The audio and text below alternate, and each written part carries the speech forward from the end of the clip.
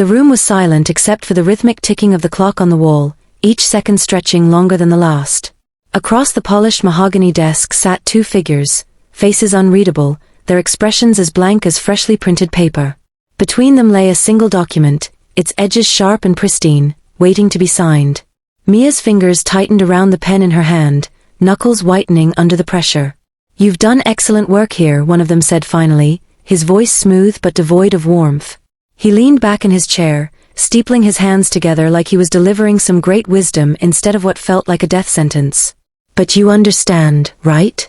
The company is restructuring. Budget cuts are necessary." Mia stared at him, her chest tight with disbelief. Restructuring? Budget cuts? Those words had become so common they almost lost meaning, yet here they were again, slicing through 5 years of her life with surgical precision. 5 years she'd poured into this place, late nights spent perfecting presentations, weekends sacrificed to meet deadlines, countless moments when she chose this job over everything else. And now, after all that, they handed her this, a 35% pay cut and a new boss who probably wouldn't even know her name by next week. Her throat burned as she swallowed hard, trying to find her voice. "So, what exactly does this mean for me?" The woman sitting beside him adjusted her glasses, her tone clipped and professional. "It means we're making adjustments across departments. Your role will remain intact, but there will be changes in leadership and compensation structure." She paused, then added with an air of finality, "We hope you'll continue contributing positively during this transition." Contribute positively. As if she hadn't already given everything she had. Mia forced herself not to react outwardly, though inside, anger simmered dangerously close to boiling over. She glanced down at the contract again, the numbers glaring up at her like insults. A 35% reduction wasn't just a number, it represented rent checks, grocery bills, dreams deferred. It meant starting from scratch while still carrying the weight of expectations built over half a decade. For a moment, she thought about refusing to sign it altogether. What would happen then? Would they fire her? Walk her out immediately, box of personal belongings in tow? But no, that wasn't how these things worked. They'd make her stay until it became unbearable, dragging out the process until leaving felt like the only option left. So, gritting her teeth, she scribbled her signature across the dotted line, every stroke feeling heavier than the last. As she stood up to leave, neither of them offered a handshake or a word of thanks. Just another day at the office, apparently. Back at her desk, Mia sank into her chair, staring at the glowing screen of her computer without really seeing it. Around her, the office buzzed with its usual low hum, keyboards clicking, phones ringing, coworkers chatting about weekend plans. Everything seemed normal, mundane even. No one knew what had just happened. No one cared. She exhaled slowly, running her hands over her face. How did it come to this? 5 years ago, Mia had walked into this building full of hope and determination. Fresh out of college, armed with a degree in business administration and enough ambition to light up the skyline, she believed this was where she'd build her career. This was where she'd prove herself, climb the ladder, and maybe even inspire others along the way. Back then, the idea of working late didn't feel like a burden, it felt like dedication. Skipping lunch breaks wasn't a sacrifice, it was commitment. Every email sent after midnight was a testament to her drive, every project completed ahead of schedule a victory worth celebrating. And celebrate they did. In those early days, the team was tight-knit, almost like family. They shared inside jokes, rallied around each other during tough times, and celebrated milestones together. When Mia landed her first big client, the entire department threw a small party in the conference room, complete with store-bought cupcakes and sparkling water masquerading as champagne. Her manager at the time, a kind older man named Greg, had clapped her on the shoulder and said, "You're going places, kid. Keep this up, and you'll run this place someday." Someday. That word echoed in her mind now, hollow and distant. Someday never came. Instead, Greg retired 2 years later, replaced by someone younger, flashier, more focused on metrics than people. The dynamic shifted subtly at first, fewer team lunches, less collaboration, but soon, the cracks began to show. Layoffs trickled in, morale plummeted, and the sense of camaraderie Mia once cherished faded into something unrecognizable. Still, she stayed. Through every change, every challenge, she told herself it would get better. She convinced herself that loyalty mattered, that perseverance paid off. Even when promotions went to others less qualified but better connected, she swallowed her disappointment and kept pushing forward. Because somewhere deep down, she still believed in the promise of someday. Until today. Today, that promise shattered into pieces too small to pick up. By mid-afternoon, news of the restructuring spread through the office like wildfire. Whispers traveled faster than emails, rumors taking shape before anyone could confirm details. Some employees looked visibly shaken, others wore masks of indifference, pretending nothing had changed. Mia kept her head down, focusing on her tasks despite the chaos swirling around her. "Hey, you okay?" a voice asked softly.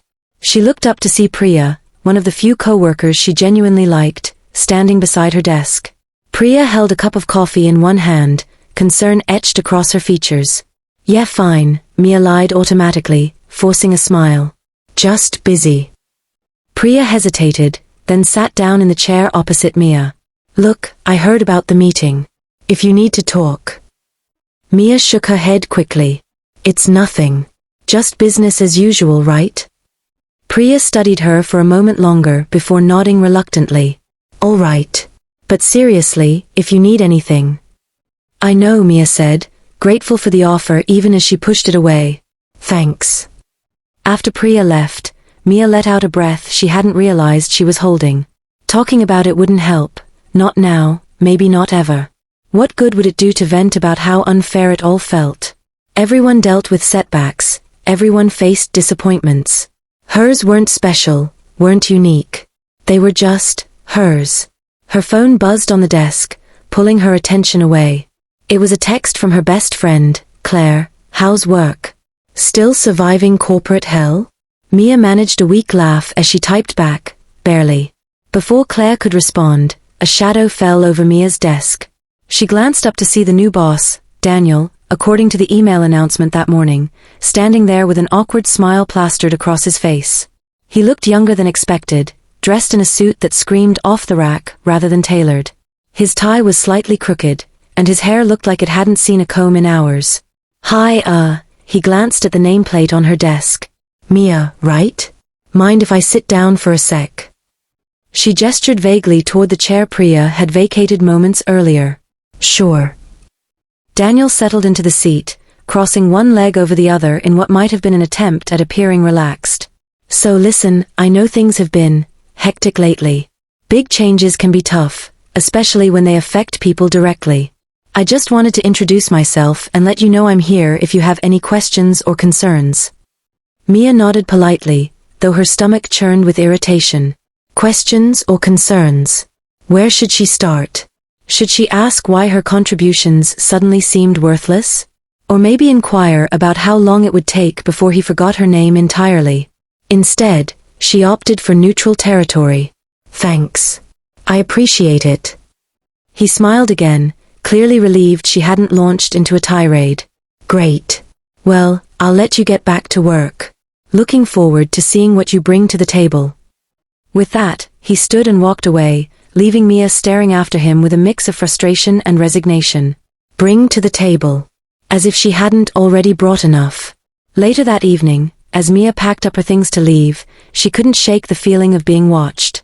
Glancing around, she noticed several pairs of eyes darting away guiltily, co-workers pretending not to stare, whispering behind raised hands. She wondered what they were saying about her. Did they think she was lucky to still have a job? Or pitted her for accepting such a raw deal? Either way, it didn't matter. Tomorrow she'd walk back into this building, sit at this same desk, and keep doing what she'd always done. Because quitting wasn't an option, not yet anyway. Not until she figured out what came next. As she stepped outside into the cool night air, the city lights stretched endlessly before her, glittering like promises unfulfilled. For a brief moment, she allowed herself to imagine a different path, one where loyalty wasn't taken for granted, where hard work was rewarded, where someday actually existed. Then reality hit, sharp and unforgiving, and she started walking toward home. The next morning, Mia woke up with a heaviness in her chest that no amount of coffee could wash away. She stared at the ceiling for what felt like hours, replaying the events of the previous day in her mind. The meeting, the contract, Daniel's awkward introduction, it all blurred together into one suffocating memory. Her alarm buzzed again, reminding her it was time to get moving. Reluctantly, she dragged herself out of bed and went through the motions: shower, dress, grab a granola bar on her way out the door. Each step felt mechanical, as if she were sleepwalking through her own life. When she arrived at the office, the atmosphere was different, charged with an undercurrent of tension. People moved quietly, their usual chatter replaced by furtive glances and hushed conversations. A few colleagues avoided eye contact altogether, while others offered sympathetic smiles that only made Mia feel more isolated. It wasn't pity she wanted, it was understanding. But how could anyone truly understand when they hadn't walked in her shoes? She settled into her desk, staring blankly at the pile of tasks waiting for her. Emails piled up overnight, reports needed updating, and there was a team meeting scheduled for later that afternoon. Normally, these responsibilities would energize her, give her a sense of purpose. Today, they felt like weights pulling her deeper into quicksand. As the clock ticked closer to the meeting, Mia couldn't shake the feeling that something else was coming. Something worse. The thought gnawed at her, making it hard to focus. Finally, unable to sit still any longer, she wandered over to the break room, hoping a change of scenery might clear her head. Inside, she found Priya pouring herself a cup of tea. "Hey," Priya said softly, noticing Mia's presence. "You look like you haven't slept." "I haven't," Mia admitted, leaning against the counter. "Can't stop thinking about everything." Priya nodded sympathetically. "I don't blame you. This whole thing is insane. I heard whispers this morning, they're not done yet." Mia froze, her stomach dropping. "What do you mean?" Priya hesitated, glancing around to make sure no one else was listening. "Apparently, Daniel's bringing in some new strategies. Big changes. Like, redefining roles kind of changes." "Redefining roles?" Mia echoed, dread pooling in her gut. "What does that even mean?" Priya shrugged helplessly. "No one knows for sure. All I know is that people are nervous. Really nervous." Great, Mia thought bitterly.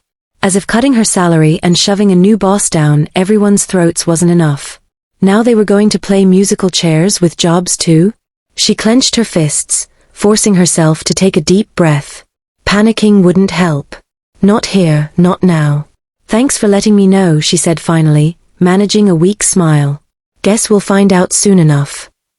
Priya gave her a reassuring pat on the shoulder before heading back to her desk. Alone again, Mia leaned heavily against the counter, her mind racing. Redefining roles. The phrase repeated itself over and over in her head, each iteration more ominous than the last. Was this just another corporate euphemism for layoffs? Or worse, was it a way to push people out without actually firing them? The team meeting started late, which did nothing to ease the growing tension in the room. Everyone filed in silently, taking their seats with forced professionalism. Mia sat near the back, half hidden behind a potted plant, hoping to blend into the background. Across from her, Daniel stood at the front of the room, looking every bit as uncomfortable as he had during their brief conversation the day previous. "All right everyone," he began, his voice overly cheerful in a way that grated on Mia's nerves. "First off, let me say how excited I am to be joining this team. You've got a lot of talent here, and I'm looking forward to working with all of you." Mia resisted the urge to roll her eyes. Excited? Right. That word probably came straight from HR's script. "As part of our restructuring efforts," Daniel continued, pacing slightly as if trying to appear dynamic, "we're implementing some new initiatives designed to streamline operations and maximize efficiency." He paused dramatically, scanning the room as though expecting applause. When none came, he pressed on. "One of these initiatives involves re-evaluating individual roles within the department. Basically, we're looking to align everyone's strengths with the company's goals." Translation: "We're changing your job descriptions to justify paying you less," Mia thought darkly. Daniel must have sensed the unease rippling through the room because he quickly added, "Don't worry, this isn't about replacing anyone. It's about optimizing performance. Over the next few weeks, I'll be meeting with each of you individually to discuss your current responsibilities and explore potential opportunities for growth." Growth. Another buzzword guaranteed to make everyone squirm. Mia exchanged a glance with Priya, who raised an eyebrow skeptically. Neither of them looked convinced. After the meeting ended, the office erupted into chaos. People clustered in small groups, speculating wildly about what the changes might mean. Some worried openly about losing their positions entirely, others fretted about being reassigned to projects they didn't want or weren't qualified for. Amidst the commotion, Mia retreated to her desk, feeling both overwhelmed and strangely detached. Her phone buzzed with a text from Claire. How'd it go? Still surviving? Mia stared at the screen for a long moment before typing back, barely. Later that week, Mia received an email from Daniel requesting a one-on-one meeting. Her stomach churned as she read the subject line, Role Optimization Discussion. Of course, they couldn't just call it what it was, a thinly veiled attempt to micromanage everyone into submission. The meeting took place in a small conference room tucked away in the corner of the office. Daniel greeted her with that same awkward smile, gesturing for her to sit across from him at the table. Between them lay a folder stuffed with papers, charts, and graphs, all meticulously organized to convey the illusion of competence.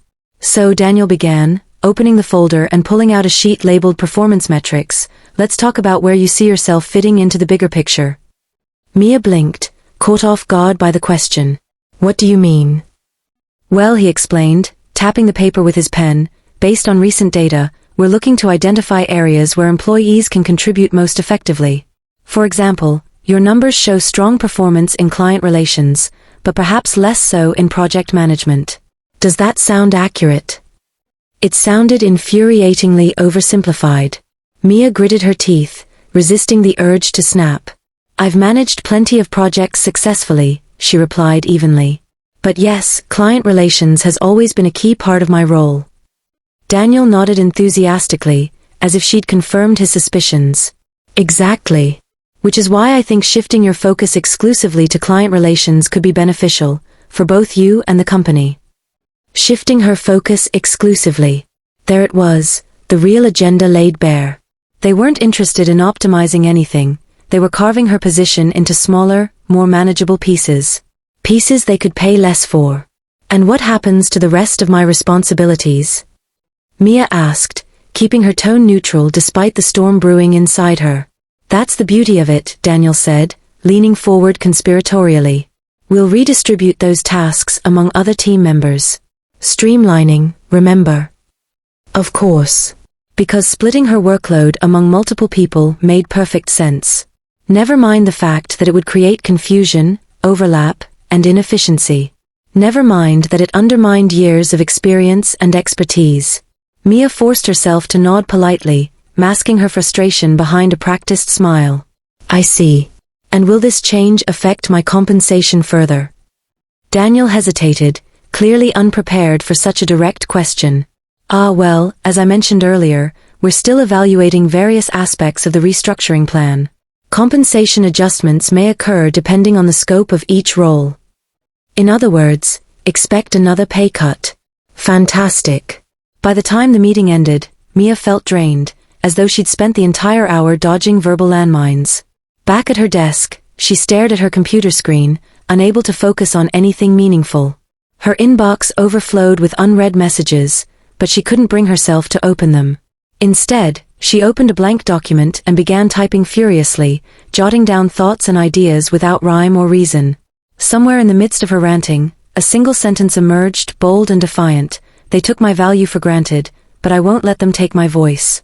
For the first time in days, Mia felt a flicker of something resembling hope. Maybe this wasn't the end, not completely. Maybe it was just the beginning of something new, something better.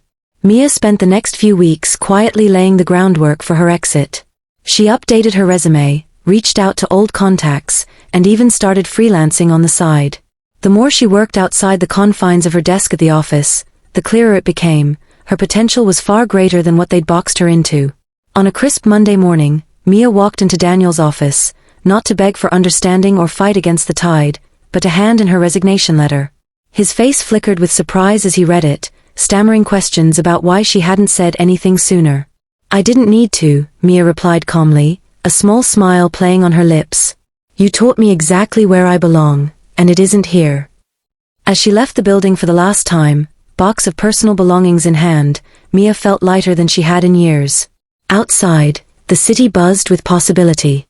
For the first time, she wasn't just surviving corporate hell, she was stepping boldly toward a future she could truly call her own. And this time, someday wouldn't wait.